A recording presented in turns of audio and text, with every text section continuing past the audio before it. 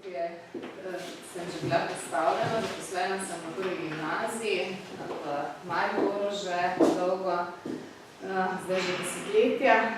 Delam z nadarjenimi v praksi, zadnja leta se ukvarjam s to problematiko tudi raziskovalno med ostalim, tako da je tudi pravzaprav za ta zgodovinski pregled. Jaz nisem zgodovinarka, za razliko verjetno od večine vas. Danes sem sociologinja in po osnovni izobrazbi tudi pedagoginja.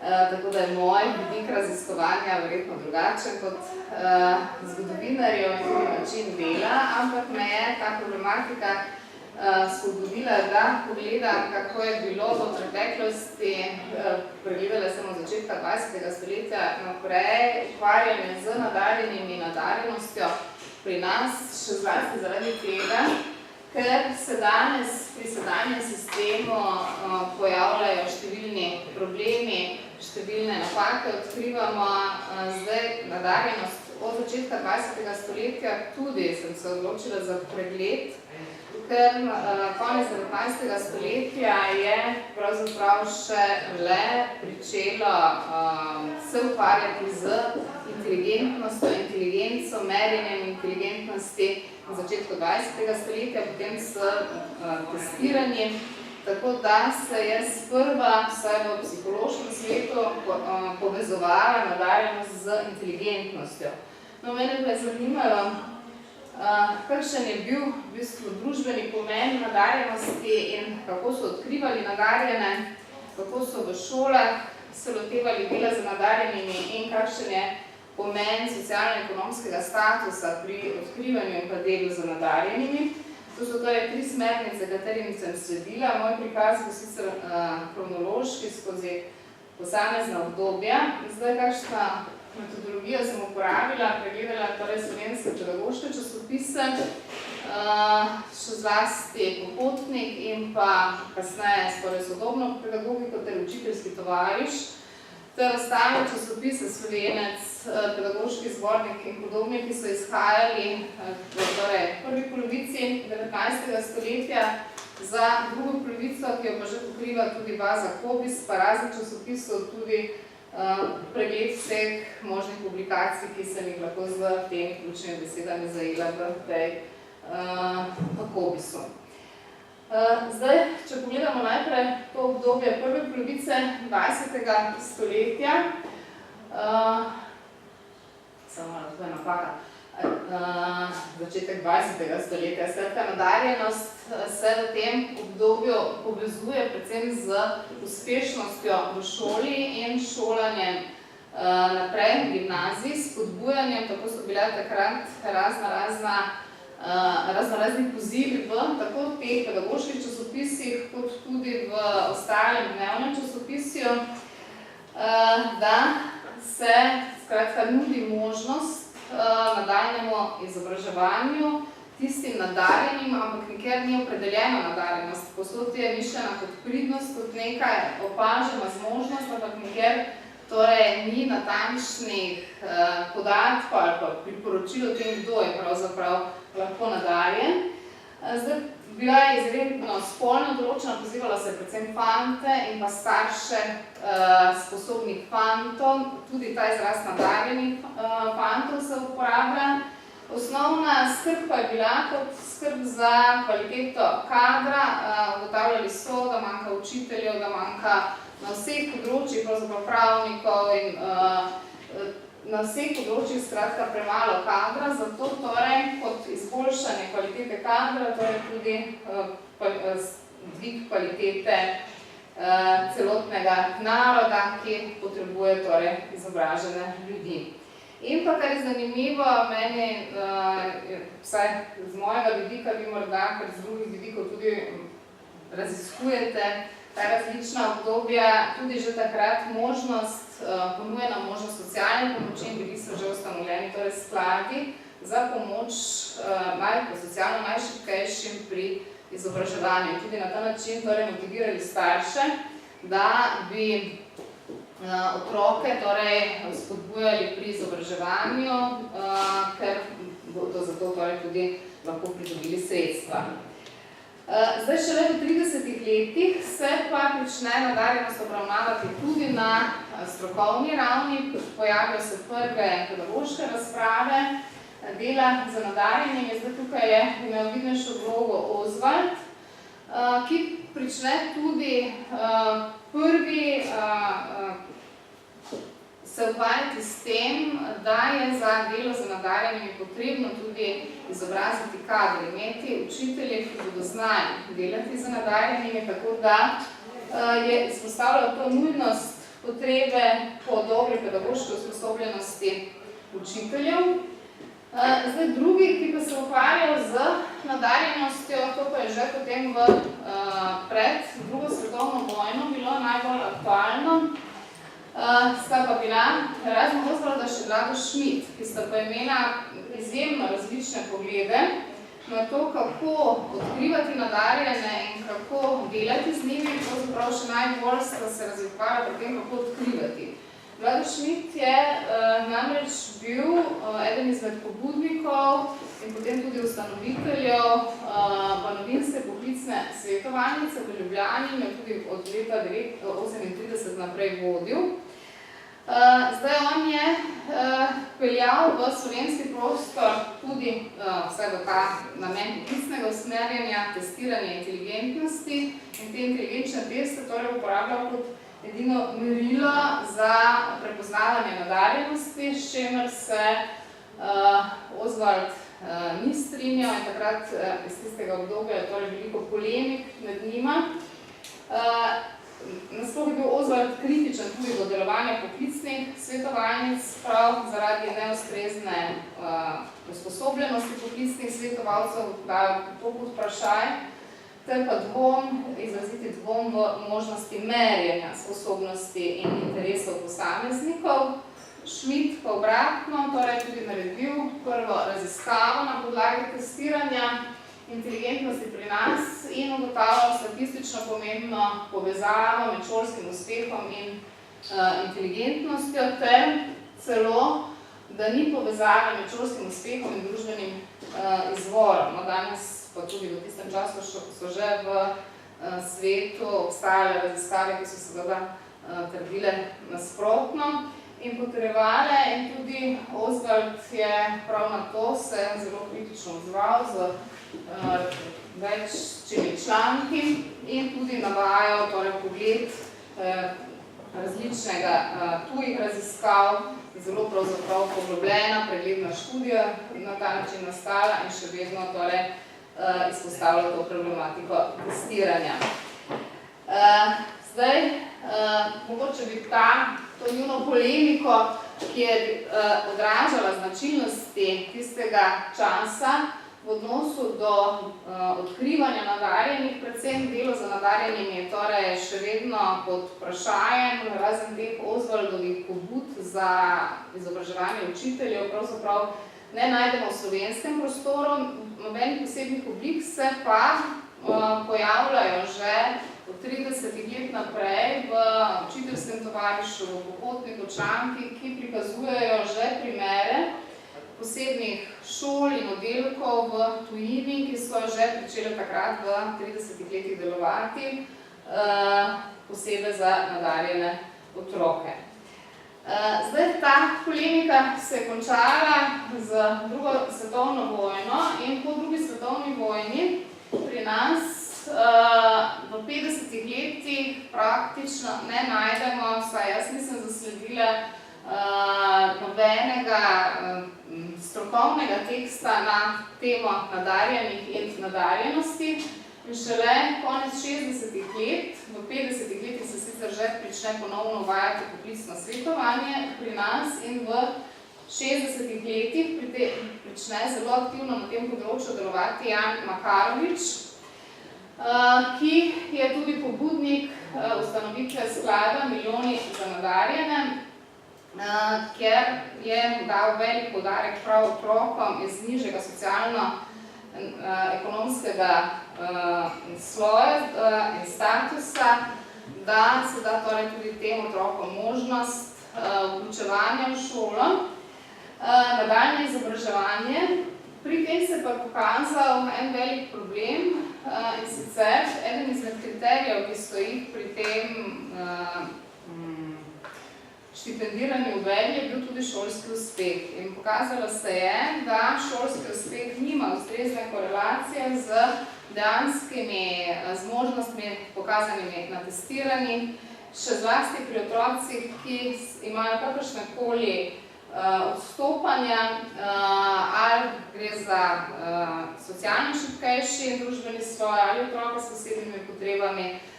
Skratka, pri teh šolski uspeh ni odražal dejanskih zmožnosti.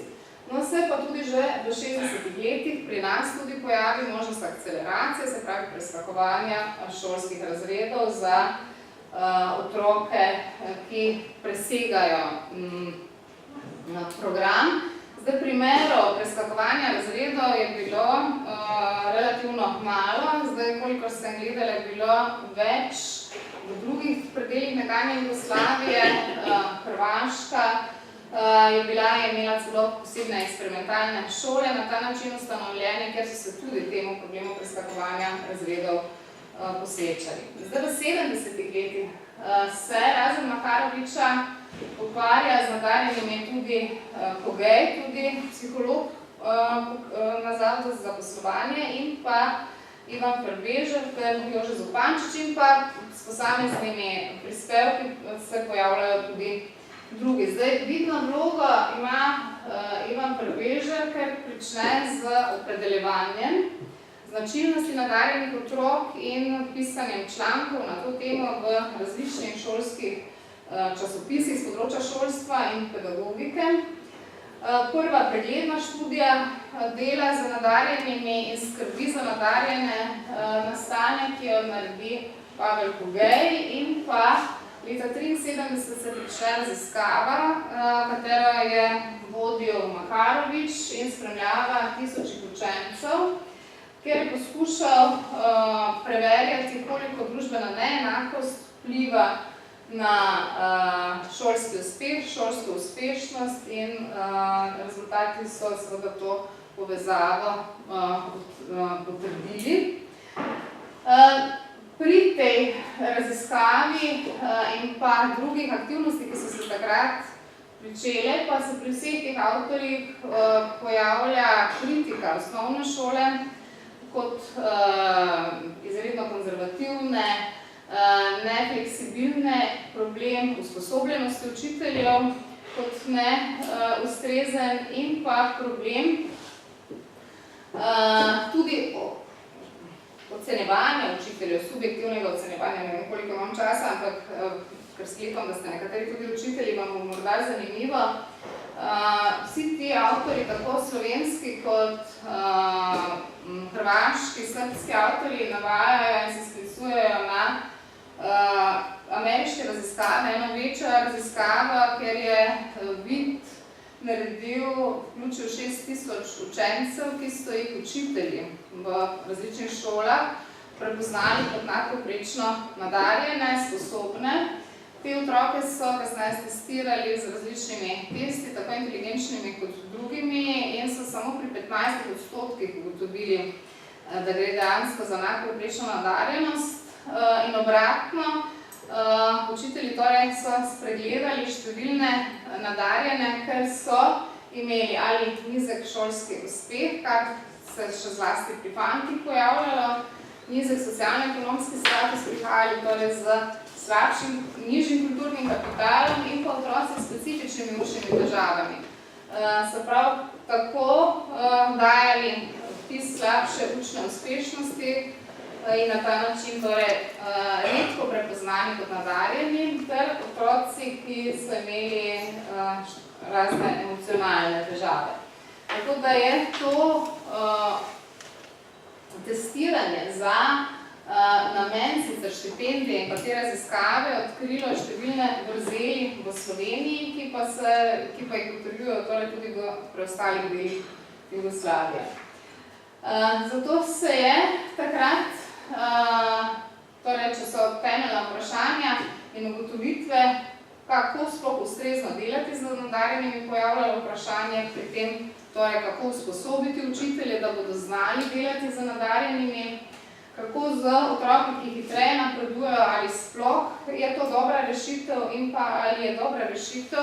Takrat je bila samo ideja, niso se pojavljali pri nas dodatni programi za nadarjene. V 80-ih letih, jaz bom svoj pregled zaključila v 90-ih, ker je v 90-ih nastal koncept dela z nadarjenimi, ki je danes aktualen. V 80-ih se razen omenjenih avtorjev še vidno ukvarjajo še Anica Mikuš-Kos in pa Ana Blažič, ter Benjamin Jurman, vsi so po profesiji psihologi. In pa priključujejo se še številni drugi avtorji, postane tudi tematika aktualna v splošnem prostoru. V dnevnem časopisu se pričnejo pojavljati torej razne članki tudi na temo nadarjenih in od leta 1986 naprej imamo tudi Zoisove štipendije za nadarjene, ki so nastale na osnovi te raziskave, ki jo je vodil Zavod za zaposlovanje in Jan Makarovič v smislu spodbujanja nadarjenih tudi iz nižjih socialno-ekonomskih slojev ter hkrati je bila izdelana metodologija za prepoznavanje nadarjenosti in pa test študijskih interesov. Ta štipendija je, mogoče še to, bila podeljevana samo do leta 2007. Od leta 2007 naprej imamo tudi štipendijo, ki se sicer še vedno pod istim imenom podeljuje, ampak po popolnoma drugačni metodologiji in s popolnoma drugačnimi kriteriji. Leta 1986 je tudi bil zelo odmeven posvet v Sloveniji v Cankarjevem domu Drugačnost otrok v naši osnovni šoli, ki je zajela tako otroke s posebnimi potrebami, s specifičnimi težavami, zdaj mogoče še to nadarjeni so se še v 80-ih letih tudi uvrščali v kategorijo otrok s posebnimi potrebami. Šele v 90-ih letih se klasificirajo konec 90-ih kot posebna kategorija, oziroma celo, mislim, da že preko 2000. In še ena zanimiva pobuda je bila in pa zelo buren odziv na to pobudo. Republiški, se pravi Zveza socialistične mladine Slovenije je leta 1987 predsedstvu podala idejo za ustanavljanje posebnih centrov za nadarjene. Takrat je naletela na večinsko nesoglasje in argument proti je bil pa nestrokoven, ampak čisto političen, da torej se ne bi pričela ustanavljati elita nadarjenih.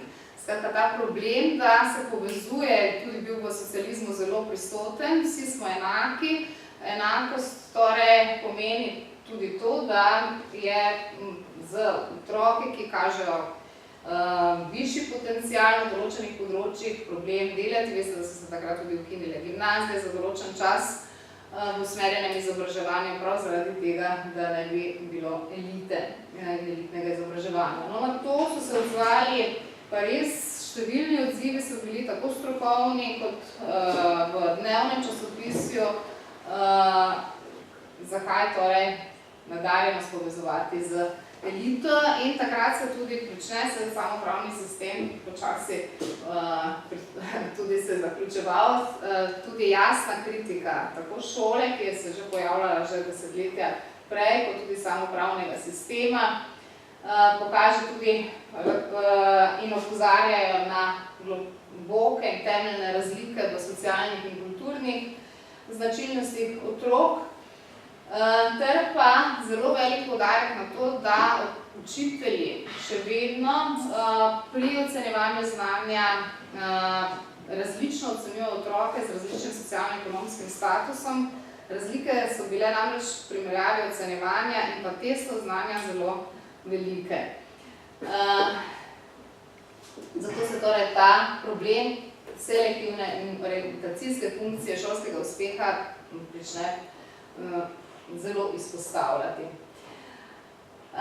Skratka, za vsa ta še zlasti pa 70. in 80. leta in že pred vojno obdobje se kaže kot velik problem in pa pomen vloga učitelja. No, zdaj v 90. letih, torej 96. se spremeni. Pri nas naredi koncept odkrivanja in dela z nadarjenimi, ki velja še danes.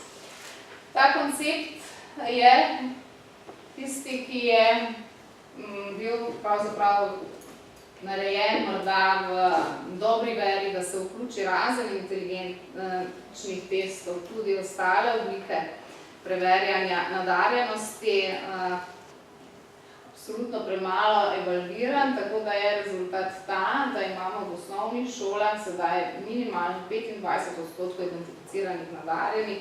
Zdaj za primerjavo v Evropi je to od 3 do maksimalno 10% kot nekaj, kar neko mejno področje v gimnazijah je od 50 do celo 90% v določenih gimnazijah, gimnazija Bežigrad tako može skoraj da pri 100%.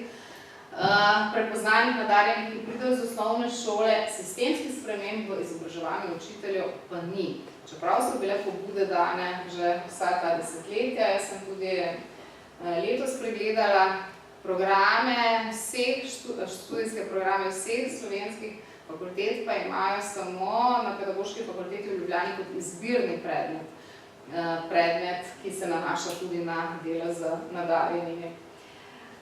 Drug problem je,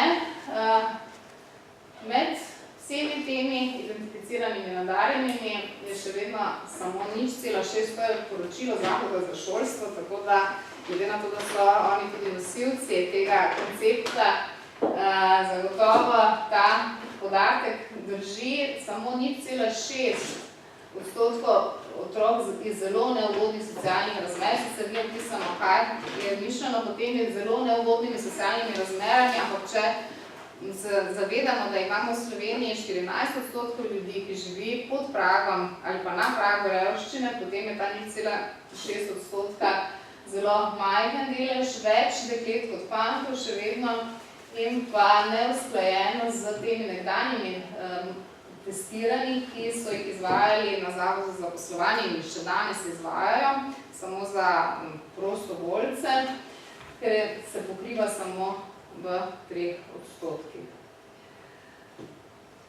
Zdaj, pomen nadarjenosti je tudi pomemben z različnih vidikov, zdaj jaz tukaj nimam časa, da bi o tem razlagala, pa tudi ni tema tega pogovora, pa vsekakor je tukaj izjemno pomemben družbeni vidik, danes ta pritisk, vsezadnje tudi kapital. Pisine raziskave kažejo povečanje rezultatov na pisanih testih, imajo izračunanih celo v milijardah evrov, koliko bi lahko se dvignil bruto družbeni produkt z zvišanjem, tako da to je postal tudi tržni problem in problem kapitala. In pa zaključili bi, da z eno mislijo enega izmed referentov na tistem posvetu o drugačnosti otrok v šoli, izreke, mislim, da ta Švajcer, ampak mi je bila ta misel aktualna za danes, da postane nevarno, da se skrb za nadarjene pretvori v njeno nasprotje. In jaz se bojim, da se danes nekaj takšnega dogaja pozornosti v preteklosti. Hvala. Hvala lepa. Verjetno so se vam porodila kakšna vprašanja, če so bi potem prosila res za kratka, da ne bomo preveč časa zgubljali. Ja, mogoče sem imel vprašanje. Mislite, da je v bistvu vprašanje nadarjenosti, tudi prvo takrat, ko je postala šolska obveznost, da je šola postala obvezna za vse? Ker prej, ko ni bila šola še obvezna za vse, so že obstajali mehanizmi, ki so v bistvu našli v populaciji, bomo rekli temu, izredne otroke in jim omogočili študij. Tudi bomo rekli, čez tiste meje družbenih stanov, ki so bile pa v tistih stoletjih dost jasno postavljene. Jaz mislim, da sta dve smernice. Ena je ta šolska obveznost, kakšne so imeli mehanizme v preteklosti, da so odkrivali tiste izstopajoče pravzaprav nekih meritev in podobnega ni obstajalo.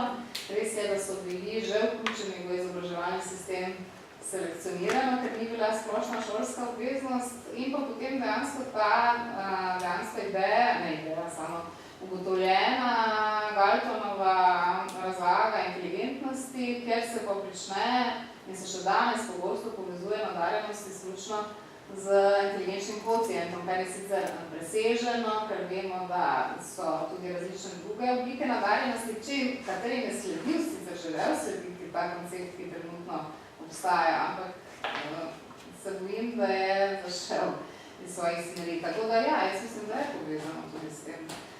Zdaj, prej vedno so izstopali, so nekateri, ampak so pa bili, to pa ni za zanemariti vseeno, že selekcionirana populacija v šolah.